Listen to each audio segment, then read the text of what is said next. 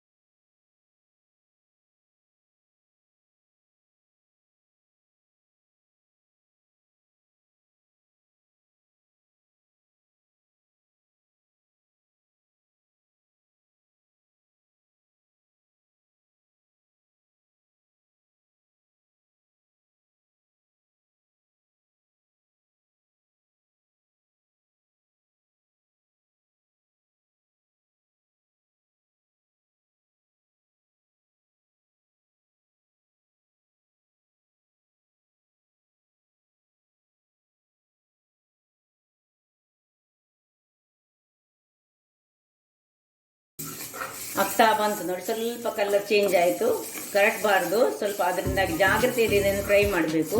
ನಿಧಾನಕ್ಕೆ ಫ್ರೈ ಆಗಬೇಕು ಅದು.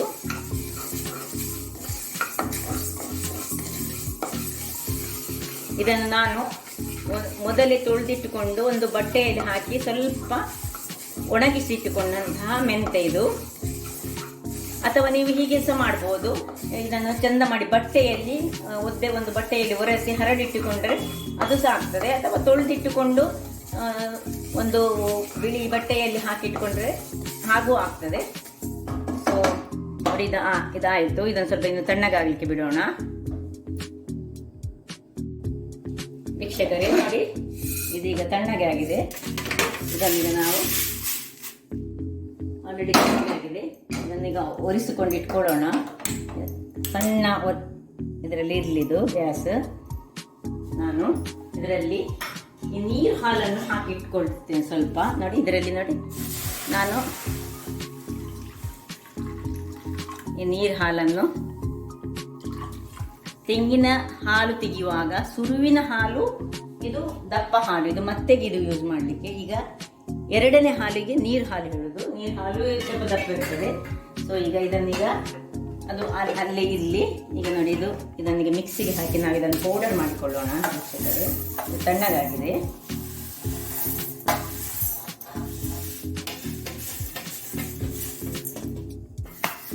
ನೋಡಿ, ಇದು ಕೇವಲ 100 ಗ್ರಾಮಿನಷ್ಟು.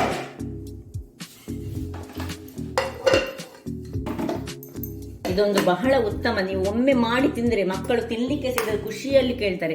ಯಾವ ರೀತಿಯ ಕಹಿಯೂ ಇದರಲ್ಲಿ ಬರುವುದಿಲ್ಲ.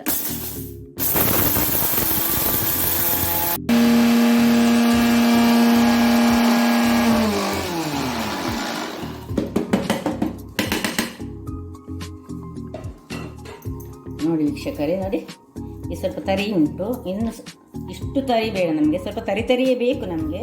ಇನ್ನೊಂದು ಸ್ವಲ್ಪ ಪೌಡರ್ ಮಾಡ್ಕೊಳ್ಳೋಣ.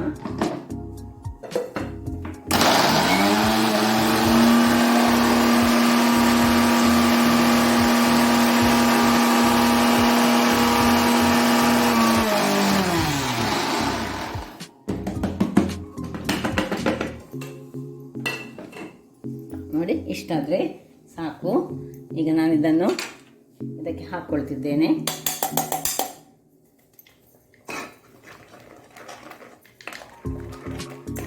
ಸೊ ಇದು ಕೇವಲ 100 ಗ್ರಾಮಿನಷ್ಟು ಮೆಂತೆ. ನೀವು ಬೇಕಿದ್ರೆ ಡಬಲ್ ಅಮೌಂಟ್ನಲ್ಲಿ ಮಾಡ್ಬೋದು. ಈ ನಾನು ಕೆಲವು ಡ್ರೈ ಫ್ರೂಟ್ಸ್ಗಳನ್ನು ತೆಗೆದುಕೊಂಡಿದ್ದೇನೆ, ಅದು ಸಹ ನಿಮಗೆ ಬೇಕಿದ್ದಷ್ಟರಲ್ಲಿ ನೀವು ಮಾಡ್ಬೋದು ವೀಕ್ಷಕರೇ. ಹೀಗೆ ತಿಗಿಸ್ತಾ ಇರಬೇಕು.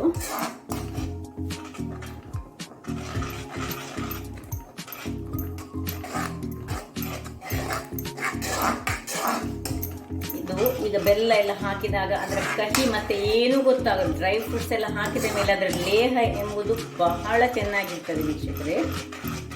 ಯಾರಿಗೆ ಸಿಗದೆ ಮಕ್ಕಳು ಖುಷಿಯಿಂದ ತಿಂತಾರೆ. ಇದನ್ನು 3 ವರ್ಷದ ಮೇಲಿನ ಮಕ್ಕಳಿಗೆ ಕೊಡ್ಬೋದು. 3 ವರ್ಷದ ಕೆಳಗಿನ ಮಕ್ಕಳಿಗೆ ಆಗೋದಿಲ್ಲ. 3 ವರ್ಷದ ಮೇಲಿನ ಮಕ್ಕಳಿಗೆ ಅವರು ವೀಕ್ ಎಲ್ಲ ಇದ್ದರೆ ಇದನ್ನು ದಿನದಲ್ಲಿ ಒಂದು ಸಣ್ಣ ಸ್ಪೂನಿನಲ್ಲಿ ಕೊಟ್ಟರೆ ಆಗ್ತದೆ ವೀಕ್ಷಕರೇ.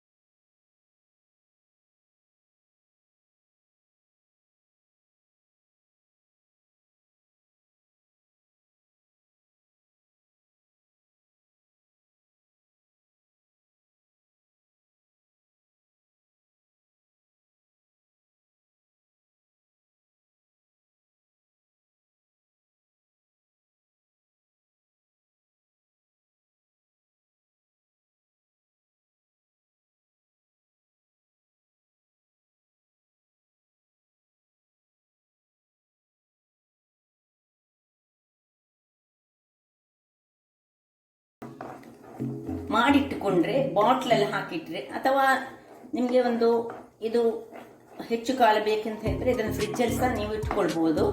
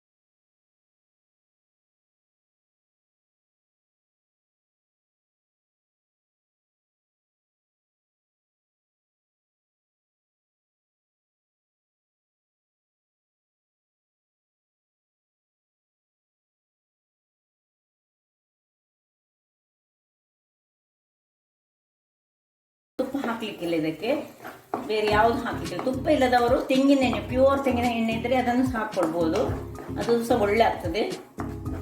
ಮತ್ತು ಪ್ಯೂರ್ ಆಗಿರಬೇಕು ತೆಂಗಿನ ಎಣ್ಣೆ. ನೋಡಿ ಗಟ್ಟಿ ಆಗ್ತಾ ಬಂತು. ಇದನ್ನು ಮಾತ್ರ ಯೂಸ್ ಮಾಡುವಾಗ ನೀವು ಈ ಚಮಚವನ್ನೆಲ್ಲ, ಯಾವುದೇ ಚಮಚ, ಈ ಚಂಡಿ ಚಮಚವನ್ನು ಯೂಸ್ ಮಾಡಬಾರ್ದು, ಡ್ರೈ ಚಮಚವನ್ನೇ ಯೂಸ್ ಮಾಡಬೇಕು ನೀವು ಮಾಡುವಾಗ, ಇಲ್ಲದ್ರೆ ಹಾಳಾಗ್ತದೆ. ಇದನ್ನೀಗ ಆಫ್ ಮಾಡಿದ ಮೇಲೆ, ತಣ್ಣಗಾದ ಮೇಲೆ ಒಂದು ಗಾಜಿನ ಬಾಟ್ಲಲ್ಲಿ ಹಾಕಿಟ್ರೆ ನಿಮಗೆ 15 ದಿವಸ, ಇದೀಗ 15 ದಿವಸ ಆಗುವಷ್ಟು ಸಹ ಕಡಿಮೆ ಉಂಟು, 100 ಗ್ರಾಮ್ಸ್ ಕಡಿಮೆ ಆಗ್ತದೆ. ಒಂದು ತಿಂಗಳಿಗೆ ನೀವು ಮಾಡಿಟ್ಕೊಳ್ಬೇಕಿದ್ರೆ ಒಂದು ಅರ್ಧ ಕಿಲೋದಷ್ಟಾದರೂ ಮಾಡಿಡಬೇಕು. ಮಕ್ಕಳಿಗೆ ಮಾತ್ರ ಕಂಟಿನ್ಯೂಸ್, ಈ ಪ್ರಾಬ್ಲಮ್ ಇರುವವರಿಗೆ, ಹಿಮೋಗ್ಲೋಬಿನ್ ಕಡಿಮೆ ಇರೋರಿಗೆ ಕಂಟಿನ್ಯೂಸ್ ಇದನ್ನು 3 ತಿಂಗಳಾದರೂ ನೀವು ಕೊಡಬೇಕಾಗ್ತದೆ. ಇದು ನಮ್ಮ ಹಿರಿಯರು, ಅಂದರೆ ಅಜ್ಜಿ ಅಂದಿರು ನಮಗೆ ಹೇಳಿಕೊಟ್ಟಂಥದ್ದು. ಇದರಲ್ಲಿ ಯಾವುದೇ ಸೈಡ್ ಇಫೆಕ್ಟ್ಗಳು ಇಲ್ಲ. ಈಗಿನ ಕಾಲದಲ್ಲಿ ನಾವು ಬೇರೆ ಔಷಧಿಗಳನ್ನು ತಿಂದು ಸೈಡ್ ಇಫೆಕ್ಟ್ಗಳನ್ನೆಲ್ಲ ಮಾಡಿಕೊಳ್ತೇವೆ. ಅಂಥದ್ದು ಏನೂ ಆಗೋದಿಲ್ಲ ಇದರಲ್ಲಿ. ಬೇಕಿದ್ದಷ್ಟು ಡ್ರೈ ಫ್ರೂಟ್ಸ್ ಉಂಟು, ಮೆಂತೆ ದೇಹಕ್ಕೆ ಅತ್ಯಂತ ಉತ್ತಮ. ಇದು ಮಕ್ಕಳನ್ನು ಸಪೂರ ಇರುವ ಮಕ್ಕಳಿಗೆ, ದಿನಕ್ಕೆ ಒಂದು ಸಣ್ಣ ಮಕ್ಕಳಿಗೆ ಅಂದರೆ 3 ವರ್ಷದ ಮೇಲಿನವರಿಗೆ ಇದನ್ನು ಒಂದು ಅರ್ಧ ಚಮಚದಷ್ಟು ದಿನಕ್ಕೆ ಕೊಟ್ಟರೆ ಬಹಳ ಉತ್ತಮ. ನೋಡಿ ಗಟ್ಟಿ ಆಗ್ತಾ ಬರ್ತಾ ಉಂಟು ಈಗ.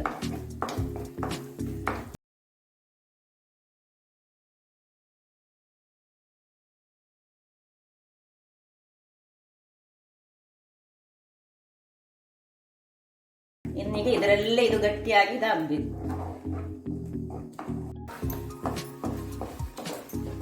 ನೋಡಿ ವೀಕ್ಷಕರೇ, ಇಲ್ಲಿ ನೋಡಿ ಹೀಗೆ ಆಗ್ತಾ ಬರ್ತಾ ಉಂಟು. ಈಗ ಈ ಹದದಲ್ಲಿ ನೀವು ಒಂದು ಚೂರು ಇದನ್ನು ನೆಕ್ಕಿ ನೋಡಿ, ಆಗ ನಿಮಗೆ ಚೂರು ಕಹಿ ಒಂದು ಅಂಶ ಬಂದದ್ದು ತುಂಬ ಕಹಿ ಅಂತ ಕಾಣಿದೆ, ಸ್ವಲ್ಪ ಇದ್ದರೆ ತೊಂದರೆ ಇಲ್ಲ, ಅದು ಮತ್ತೆ ಬ್ಲೆಂಡ್ ಆಗ್ತದೆ ಅದರಲ್ಲೂ. ಇದು ಇನ್ನೊಂದು ತುಂಡು ಬೆಲ್ಲ ಬೇಕಿದ್ರೆ ಹಾಕಿ.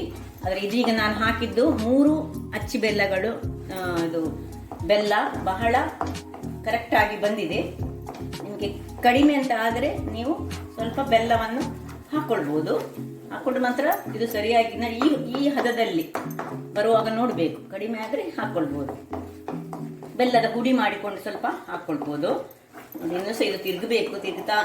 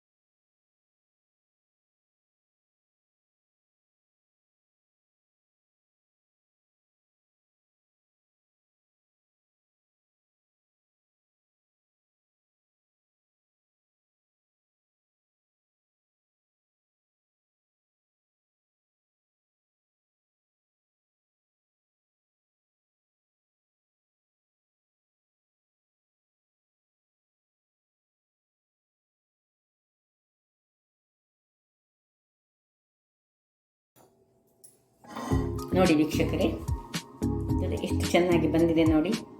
ಟೇಸ್ಟು ಸಹ ಅಷ್ಟೇ ಚೆನ್ನಾಗಿದೆ.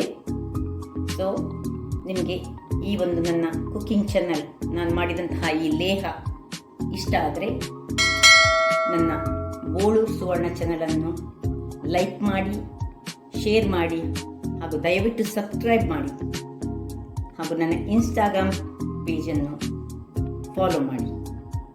ಧನ್ಯವಾದಗಳು.